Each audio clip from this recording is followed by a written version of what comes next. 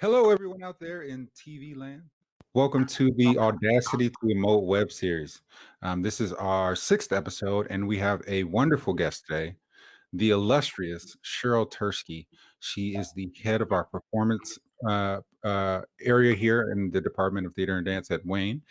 And yeah, I wanted to talk to you. I'm so excited because you are kind of the heart of this place. Yeah, your energy, your magnetism. Now, I want to learn all about you. I want to learn what brought you to be where you are now, creatively as a artist, as a professor, and yeah, all that. So let's begin. I guess my first question would be: so where are you from? I'm from a suburb of Chicago called Naperville. And when I was growing up there, it was the number one place in America to raise your kids, which is, why I'm perfect. So I don't think Where? it's anymore, but when I was there, number one place. It's a lot like for people who are in Detroit. It's a lot like Troy, maybe a lot like Troy. Okay, So close to Chicago, but sort of upper middle class suburb. Yeah. gotcha. And so okay, so you're growing up in Naperville. Yep. What How early did you get the bug for being a performer? Like, what was your first experience?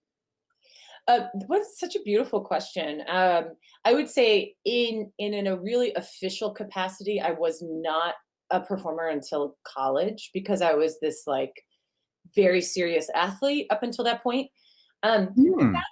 I know, isn't that Wait, crazy? wait, wait. What kind of athlete? Tell us. Oh my gosh. Well, when I was really little, you name it, I played it.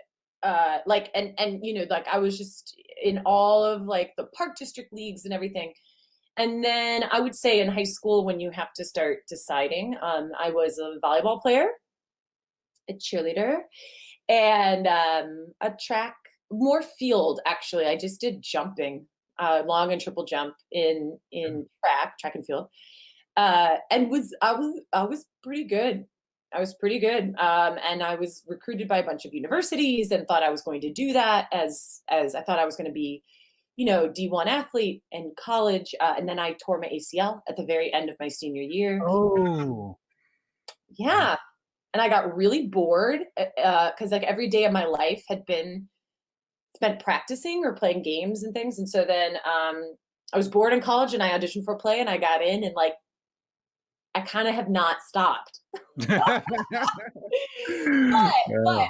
what is potentially more interesting, or maybe, I don't know, I was painfully shy as a child, like, but and like a little kid, like toddler. I was really, really shy, and I was like attached to my mom, and I was really,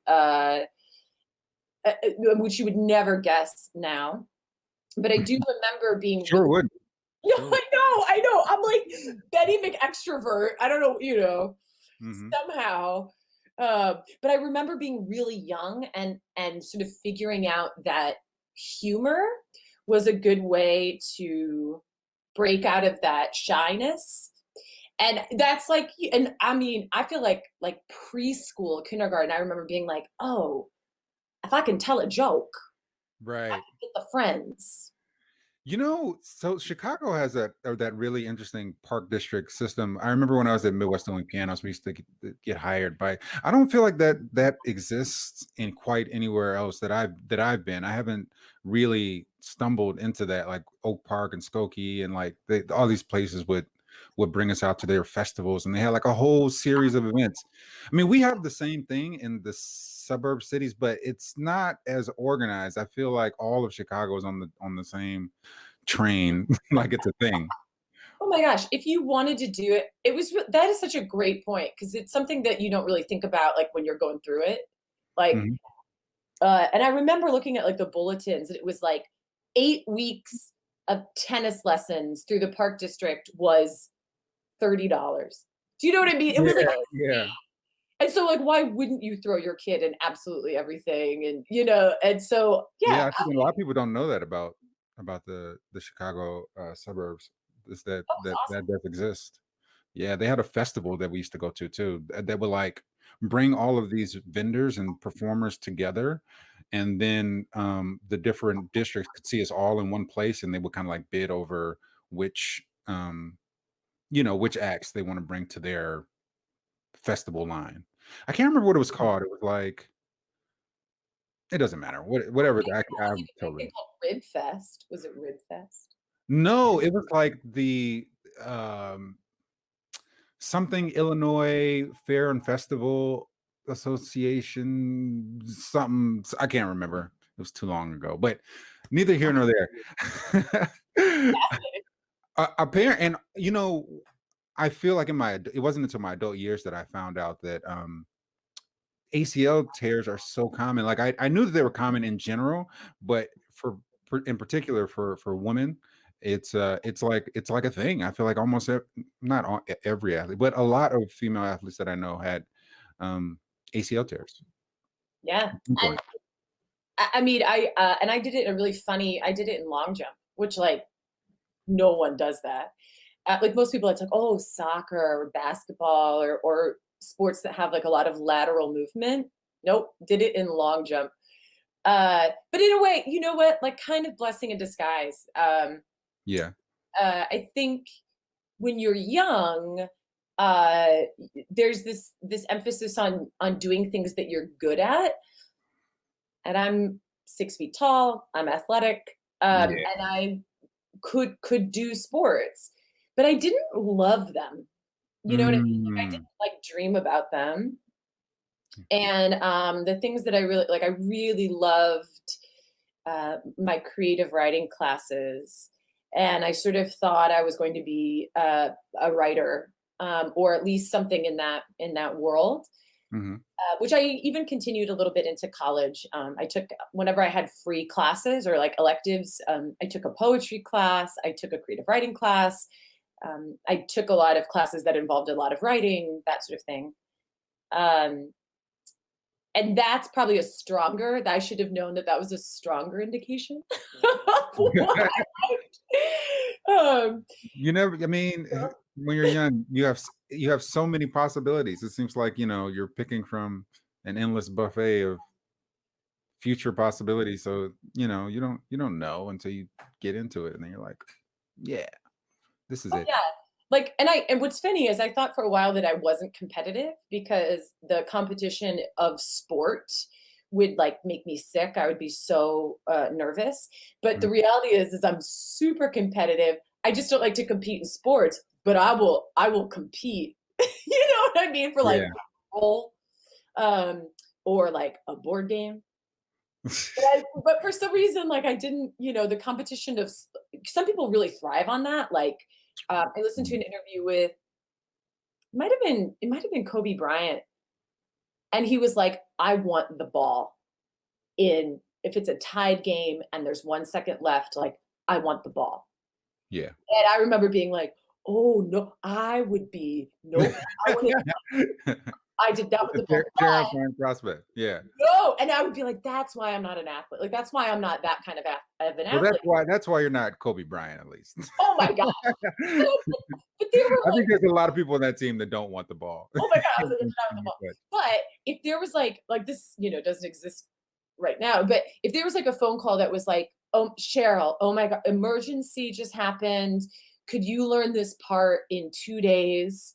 I'd be like, "Yeah, definitely. Like put me in coach. I will learn that part. I will be on stage. I can make it happen." So even in high school, there was really you had no inkling uh for theater at that point. I really liked public speaking. And I Mhm. remember like I took a speech class and I like loved it and also, you know, aced it or whatever.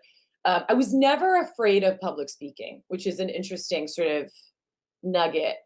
And sometimes I get asked to lead workshops and how to help people deal with their nerves. And I always feel really bad because I was like, I've always liked it. Like I've never, But you were shy at one point. I was When so did that can you remember when that switch flipped from introvert to extrovert? That's such a oh. That's such an awesome question. Let me say this. I still get uh, painfully shy in two situations. One, if I'm being introduced to someone who is like a personal hero or someone who's Mm, specifically creative work I really admire. So, for example, I could meet, like, I really love Barack Obama. I mm. don't think I would be shy if I met him because what he does is so different than what I do. But but one time I met Jeff Daniels and I was like a bumbling idiot. Like I like, I Yeah. saw him on Broadway and he's a Michigan guy. We have some mutual connections. And he came out of the stage door and knew that there was this person there who was meeting him. And he was like, "Oh, are you Cheryl?" And I was like,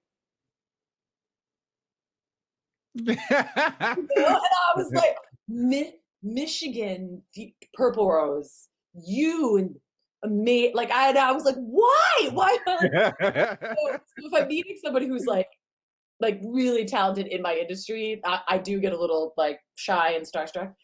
And then the other one, this is great. If I have a huge crush on someone, I like can't talk to them. And it's so obvious. It's terrible. It's terrible. I was like, "Do you think anybody notices?" And my friends are like, "What? Yes, it's really, yes. You talk to everybody and you can't talk to this one guy." And I'm like, "Oh, do you think he notices?" They're like, "Yes, he noticed. Everyone notices. Yes." And I'm like, I That's hilarious. don't So know. But everything else, I'm super extroverted. when you went to you did your undergraduate at Notre Dame. I don't know if Yeah. did we say that? Yeah. Um, what was your field of study at the time that you went in? So if I could have been something like general studies, I would have. I was definitely that kid that was like, I want to just take everything that the university has to offer. Uh, that's not a major at Notre Dame. So I picked one that was really interdisciplinary called American Studies. Oh. And yeah, because it dealt with anything that had to do with the Americas, North and South America. So I took a bunch of literature, I took a bunch of sociology, I took anthropology, I double majored in art history, uh, just to take. I mean, I could really take a lot of different kinds of classes, and so I was into that. I know that's like it's a little, it's a little bit like, oh, not here I am in higher education. Oh, No, not at all. It's fascinating. And I remember when you told me that for the first time, and I literally was like, "Oh, like Mr. Smith from Mr. and Mrs. Smith," because he oh was my an art gosh, yes, history yeah. major. Yeah, I remember that. That stuck out in my head for some weird, strange reason. Oh yeah. For anybody who's not familiar, Brad Pitt's character on Mr. and Mrs. Smith, he's like, I was an art history major at Notre Dame. And the first time I saw that movie, I was like, what? This is the greatest publicity for this tiny department in the world. Um, Yeah. oh my gosh. And that was after I had graduated, but oh yeah. Yeah, no, I'm just like a super spy. Um, yeah, exactly like that. Mhm. And so that was what you graduated as from undergrad. But Yeah. while you were in undergrad, how many performances were how did that even happen? How does one go from art history to being in theatrical performances One of at the Notre Dame at that? Yeah, I mean, Notre Dame is a really small department in theater.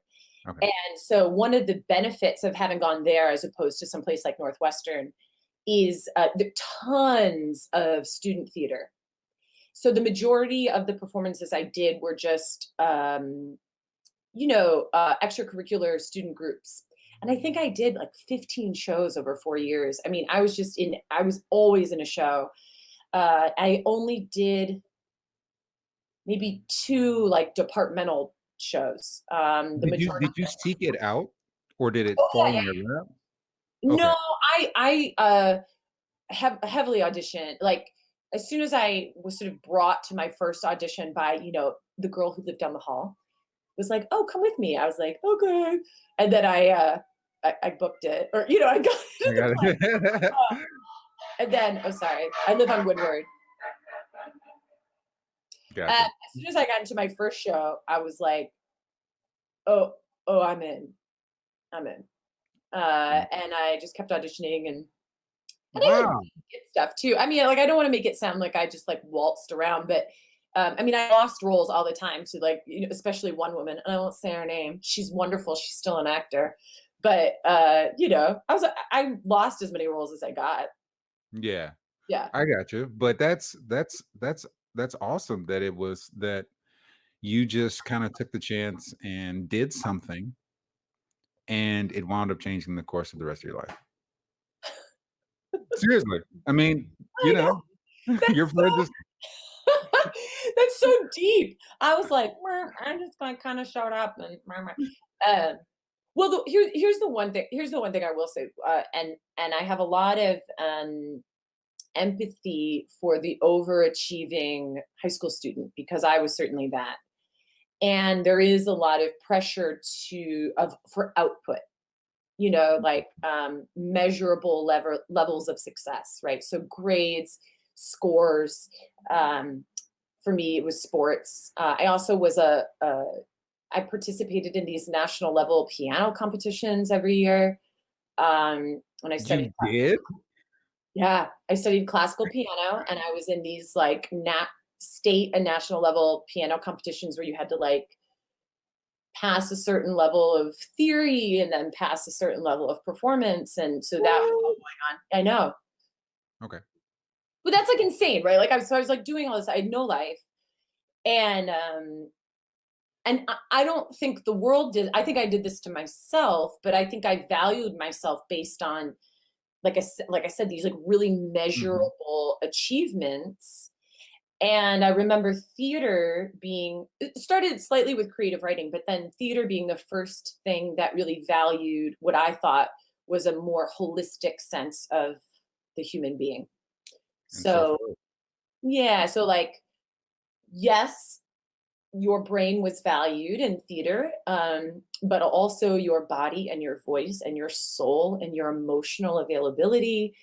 And all of these things were sort of valued simultaneously as opposed to, Creativity. yeah, right, right. As opposed to what? I'm sorry, I didn't mean to cut you off. Well, and I think I can equate it like most directly to something like sports, which is I mean, I was very good at track, but you were you every meet you got ranked. And I'm not even saying that's bad, but you just get really used to being like, okay, well, I was first this week and I'm first the next week and or second, and that becoming a part of your identity in a way. So, And yeah. so then after you graduate from Notre Dame, you have your art history degree. You've been in all these performances. Did you know even before you walked across that stage that the next step would be as your next steps would be as a performer, or like what was going through your mind at that point? Uh, I knew I was gonna try. Mhm. So I moved. This is advice I give to a lot of students, and I know that it's not a viable option for a lot of students. I had these really incredible parents, and I said to them, and now I'm from a suburb of Chicago, so I didn't live in the city growing up. But I said, if you help me for 1 month, like with rent or whatever, in that month, I will be able to get a job and provide for myself for the rest of my time, which was true. So they helped me with 1 month, and I moved to Chicago. I got like 16 part-time jobs. I was acting. Same thing. First week in Chicago, booked a show. So I was like in a show right away, small show. Worked a million jobs. Then I got a job at a law firm that was very 9 to 5, and I acted at night. And you can only do this when you're 22. I would be at the law firm from like 8 a.m. to about 5:30. I would get on the train home. I would be at rehearsal by like 6:37 till about 11. And then sometimes we would even go out, and I would just do it all again. And I was like, I Yeah. could never do that now. But like 22-year-old energy, like Yeah. never slept, just like ran on empty, um, ate whatever. Like I remember making like frozen vegetables with pasta sauce and being like, this is the greatest meal I've ever. Like, Oh man. but it was so fun. You know, it was so great, and it's mhm, youth, man. It's a hell of a thing. Wasted Oh, on the so young. great. Youth is wasted on the young. Totally wasted. I was like, I could have done so much more with all that energy. You know? Yeah. Um, okay, so then you were in Chicago, you were working and, you were doing shows and performances, but then at some point you did go to grad school, so how did that transition happen? Um, this is one of those great like fate stories. So I'm working at this law firm that's really intense, and of course they are not interested in helping the careers of young people who want to go on to be actors. So I was like, oh yes, I'm going to law school at some point. I'm very interested in becoming a lawyer. But really, I was like, when are auditions for acting grad school? And in like a twist of fate, the auditions for acting grad school, they happen usually all at the same time, usually all within the same hotel or two.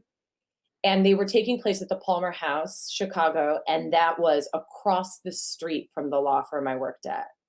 Oh, Oh, nice. it was insane. Do you know what I mean? Like, it was like, so I didn't tell anybody that I was auditioning for grad schools, and I think I had 5 auditions, and I would get changed in the bathroom and like run across the street and audition, come back, get changed in the bathroom, go back to work. So like that day I just didn't take a lunch break, and I spent my time like running back and forth to these auditions, which is insane, you know. And even the grad school I went to, which was ART Harvard, I did not have an appointment with them, and they have a walk in. And so I walked up to their door and I said, hi, do you have any walk in times available for this afternoon? And they said, no, we're totally full. And I said, thank you so much. I understand. And they said, can you go right now, though? They said they're on a break, but could you go right now? And I was like, of course I can. So I walked in and I did, you know, like 2 minutes or whatever you do. And that's the grad school I got into. Did you have something prepared, or did they have you recite, or I had the stuff prepared that I was using for my other auditions. So when they were like, "Do you have a headshot resume? Can you go in right now?" I was like, "You mean this headshot resume? Yes, of course I can." Okay, I assume so, but I was just, I don't know. Um, so what do you remember what you auditioned with? Oh my god, no. No, I don't even remember what piece Okay. of yeah, I don't even know. And like looking back, I'm like, "Oh my, like how did I even get in?" You know, like I was so green. But I had It's a all lot of heart. I had a lot of heart. Really wanted it. Okay, and then then you went to ART. How long between when you auditioned and when you actually left? Was it just a few months, or Yeah, so you audition in like, you know, early February, and Mhm. then ART starts really early. ART starts in July. Oh, wow, okay. And I was in Boston by July and doing that program for 2.5 years, which includes a stint in Russia. So I was in Russia for like 3.5, 4 months of my grad school experience. I mean, it was like awesome. Of course, you always wish you could do it again, like knowing what you know now. Yeah, yeah. I um, oh, wasted on the young. based on the young, you know, I'm like, oh my gosh, I was such an idiot in so many regards. But got apparently some good training out of it, or at least some of it stuck. Started teaching kind of right away. I always knew I wanted to teach a little bit. Mhm, But I stayed in Boston and I was acting and teaching and kind of fell into choreography, believe it or not. mhm. Do not have a dance background, but could really understand bodies and space. And so started to do that. Um, yeah, I don't know. History. Okay. So, well, when did you alright, so you're an ART, you finish, you're teaching in Boston and you stumble into choreography somehow. How does that happen? Tell Oh, me. well, that's like a long story too. So we had this show while we were at ART on our first year. Mhm. We had this Russian director who's brilliant named Sasha Marin, and we were doing a show called Zoya's Apartment, which is about a brothel because you know we need a lot of female parts, and that's the only thing that exists is for women at that time. Anyway, I have some feelings about that, but I apologize on behalf of men everywhere. no, it's okay. believe it or not, it was a great play. I mean, it was like a really great play, but we needed like these sort of like musical numbers. We didn't sing, but we were dancing. And so Sasha Marin, who's this amazing guy, but not really a dancer, he starts like choreographing. And I'm sort of, and it wasn't even my scene, but I was like sort of watching him. And at some point, and again, like so bold, like I don't even know if I would do this anymore, but I was so bold when I was young. I was like, Sasha, I can do that. Like, do you want me to choreograph this? Because I can choreograph that. And he was like, what? Sure, of course, yes. And so then I ended up choreographing this whole show, and he like loved it. And then suddenly I just started doing that more and more and more. And I did it mostly for ART, Mm. and then I started getting hired by other places to do it again, which is insane.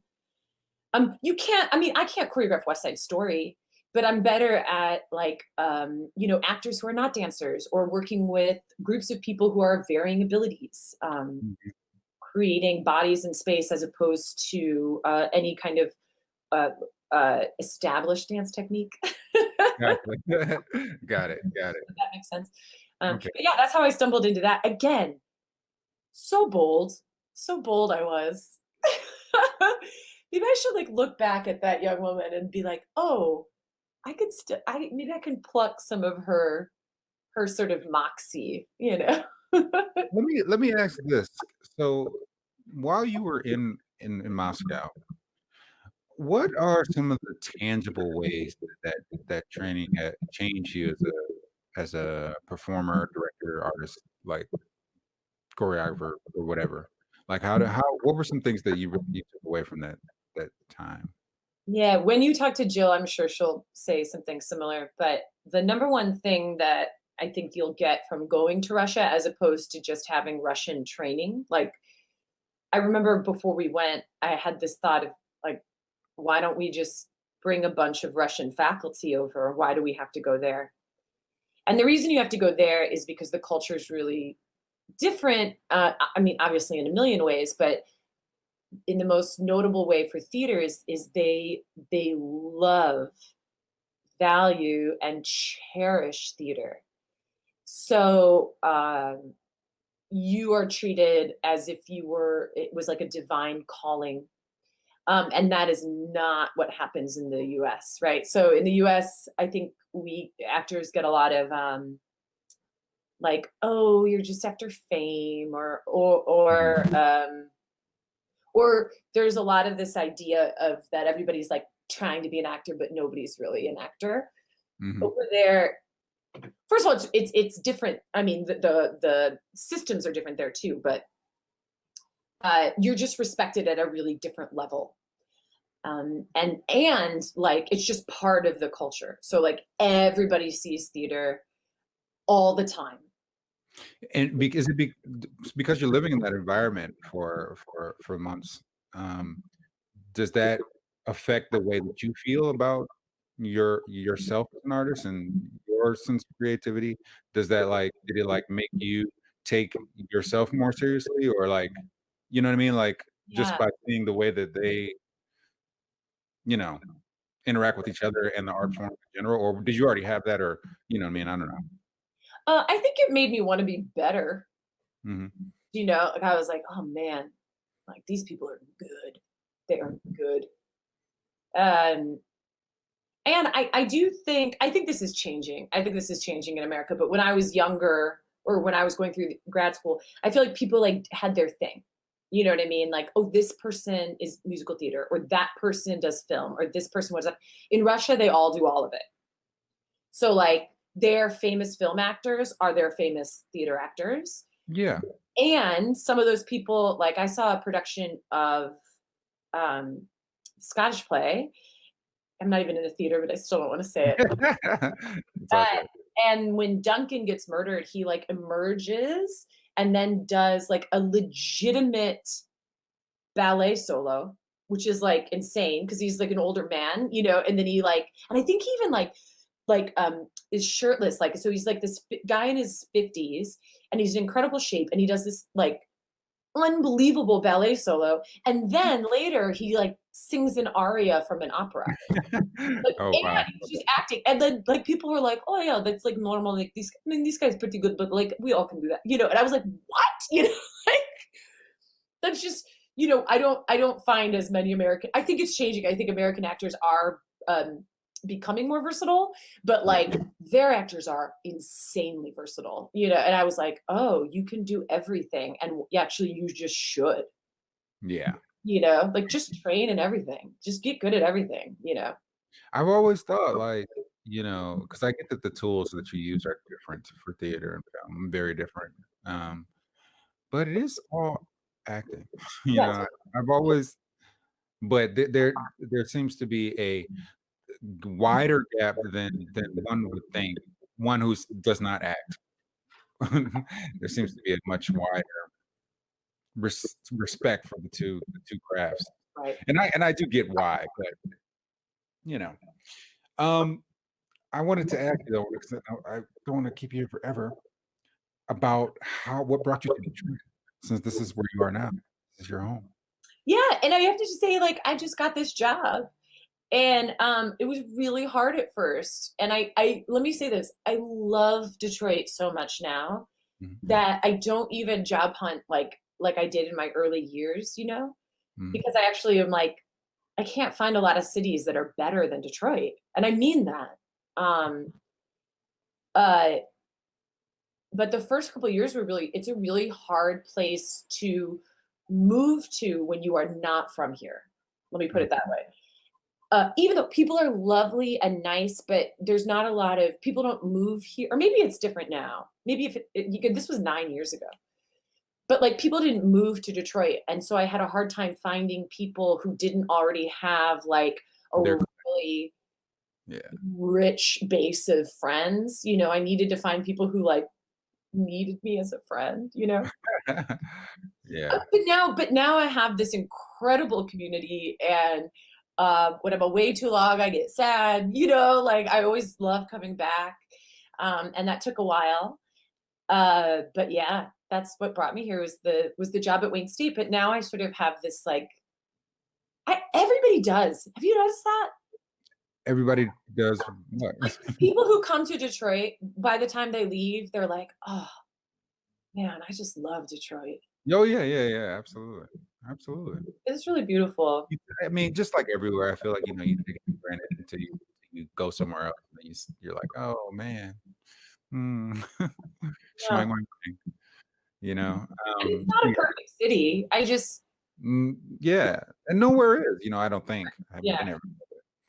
Um, I remember going to LA and New York for the first time and, you know, getting caught up in the grandioseness of different aspects of those cities, and then also becoming, you know, becoming so, shocked by all of the flaws, like, Right. you you would never think about till you're there, you're like, "Oh, oh, that's trash right in front of my door," you know? Like, Like, "Okay, New York alright." smells, and I love New York, but New Mhm. York is, like, the stinkiest. It's the Yeah, stinkiest.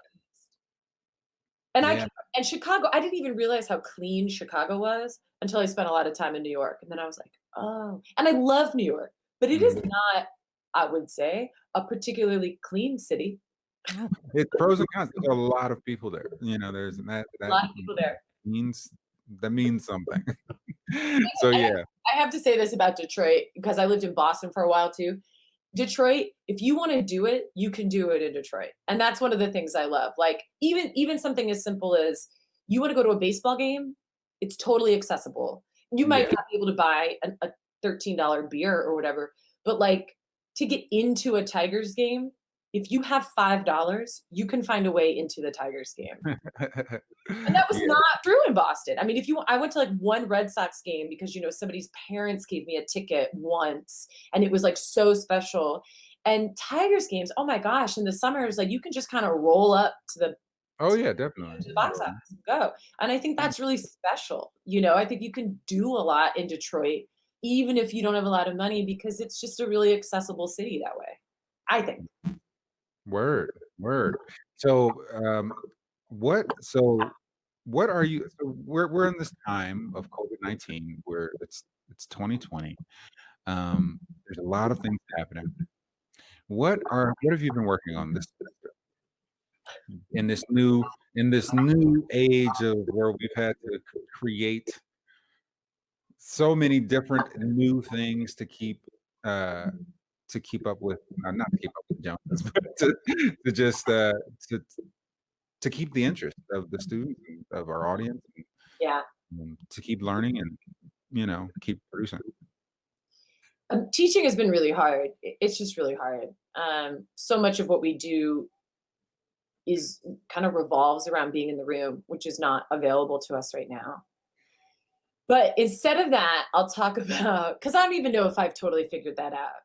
Like if I have to do a whole nother semester of that, I will be way better than I Mhm. was this semester and just understanding what is possible and what's not. Um, but what's maybe more fun is I've gotten really into tarot.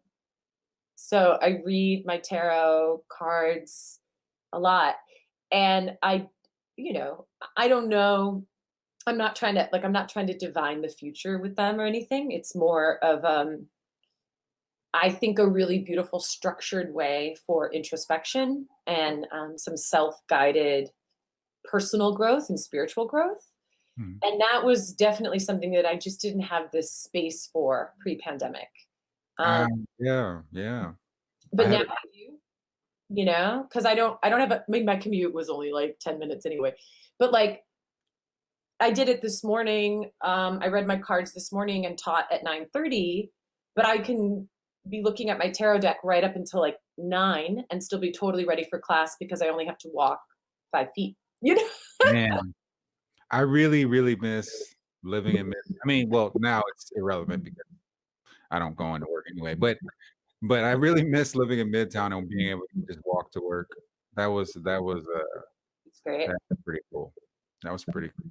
I feel like I resonate with that though, with having more time and, to do things. I took up running and meditation especially at the beginning of the quarantine. Now I'm all over the place. Every morning I'm kinda shooting from the hip, but at the beginning of quarantine, I had, like, a real itinerary that I stuck to religiously about waking up, running, meditating, taking some time before I did work for myself to, like, read and shower and, and just kinda relax, and that was really good for my mental health. I mean, it was a reset. It was a hard reset, and it was great.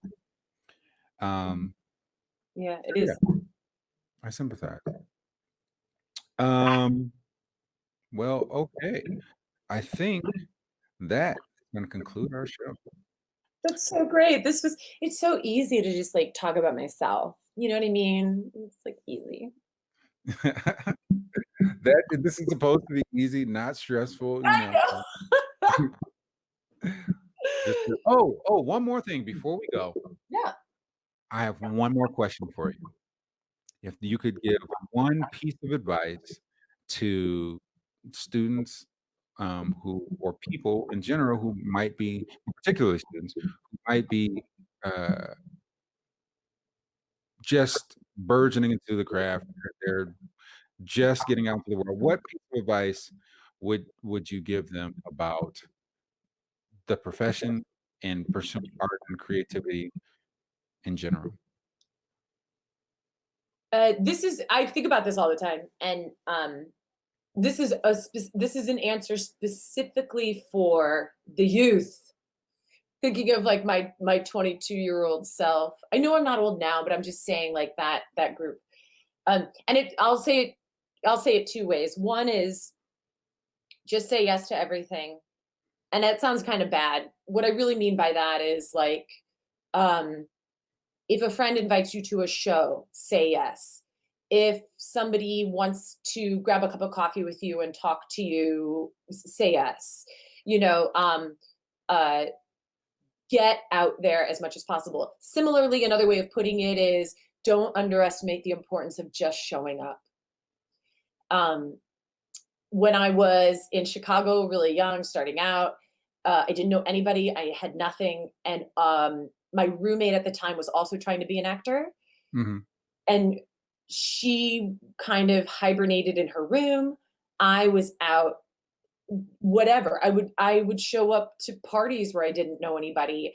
I took classes. I went to every audition I could. Just show up. And at the end of that year, I had done 5 shows, gotten into grad school, and had friends that are now I mean, like, kind of famous, you know what I mean? Because I just was meeting people all the time. She was in the same spot 9 months later, you know what I mean? So it's Yeah. like, and I don't know if I don't think I was so brilliant or great or anything. I just showed up a lot. Mhm. And I just went to people's shows, you know? And then afterwards, I say this to students all the time. I said, you go to your friend's show. When the cast and director goes out for a drink after the show, you don't have to drink, but you got to go and you got to talk to them, because it is not about the audition always. It's about the friendships, Mhm. you know? Good. So Absolutely. just show up, y'all. Show up. Just show up. Michelle Obama says the same thing. Yeah, I was, listening to an interview she did the other day, and she was saying the exact same thing. How It's important it is to true. just show up. And you got to get used to, it's like not always great. Do you Mhm. know what I mean? Like, I went to a party where I didn't know anybody this one time, and I was like, "Gosh, this is awful." And then, about an hour in, I ran into a girl that I was taking an on-camera class with, and she had also just come not knowing anybody. We ended up being like bosom buddies because we had this moment of like getting together at a party, not knowing anybody, having a really nice time, and then we just kept that connection going. But like, if we had never done that, we probably would not have become good friends, you know. Yeah. Yeah. But but there was a solid hour of like wandering around a house party, not knowing anybody, trying to make friends. That was awful.